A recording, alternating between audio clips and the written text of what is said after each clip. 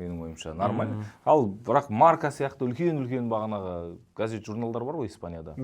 Солар Реал Мадридтің жалпы киім алмастыру бөлмесі, раздевалкасы бір-бірін игроктар дұрыс түсінбейді. Хаби Алонсоның стилін ойын барысында 50-ші минутта тактиканы ауыстырып жіберуі, қорғаныстан қалай шығу керек екенін ауыстырып жіберуі жалпы команданың ішіндегі бүлік шығарып жатыр. Ешкім Хаби Алонсоны тыңдағысы келмейді, системасына үйренгісі келмейді деген. Ол негізі Хаби Алонсоның авторитеті өте сонда бір ойыншы болып кеткен ба?